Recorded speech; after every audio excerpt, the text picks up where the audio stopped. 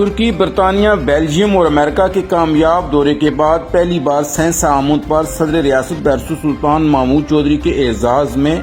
شاندار استقبالیہ جلسے کا اہتمام کیا گیا۔ جلسہ گاہ آمد پر اہلیان سہنسہ نے اپنے محبوب قائد کا پرجوش استقبال کیا۔ اس موقع پر ان کے حق میں زبردست نعرے بازی کی گئی، ان پر پھولوں کی پتیاں نچھاور کی گئی۔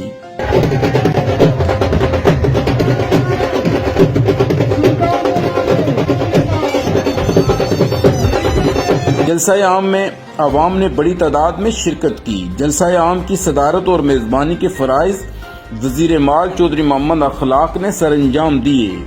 جلسہ عام سے صدر ریاست کے علاوہ وزیر مال چودھری محمد اخلاق، وزیر منصوبہ بندی و ترقیات چودھری محمد رشید، مشیر سماجی بہبود سردار محمد حسین، وزیر فزیکل پلاننگ و ہاؤسنگ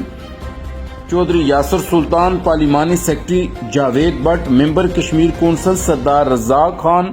سردار رب نواز خان چودھری عبد الغفور، ممبر ضلع کونسل راجہ خلیق، راجہ افتخار اور دیگر مقررین نے بھی خطاب کیا۔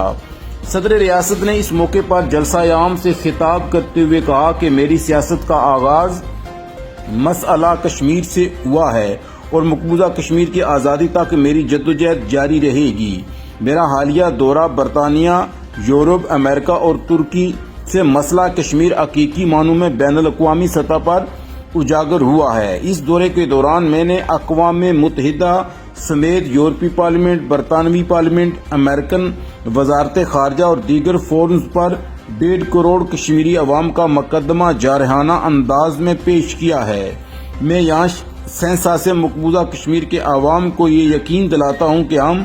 آزاد کشمیر کو صحیح معنوں میں آزادی کا بیس کیمپ بنائیں گے اور مقبوضہ کشمیر کی آزادی کے لیے بھرپور انداز میں آواز اٹھائیں گے۔ آج بنیادی طور پر میں جس وجہ سے آپ نے یہاں پر میرا استقبال بھی کیا اور شاید سننے بھی آئے کہ میں نے امریکہ، یورپ، برطانیہ، ترکی کا دورہ اس لیے کیا کہ مودی نے 5 اگست 2019 کو آرٹیکل 370 اور 35A کی وجہ سے مقبوضہ کشمیر کی جو جغرافیہ ہے، جو اس کا ایک سوچ ہے، اس کو تبدیل کرنے کی کوشش کی اور اس کے بعد اس نے ایسے اقدامات اٹھائے جس وجہ سے وہ مسئلہ کشمیر کو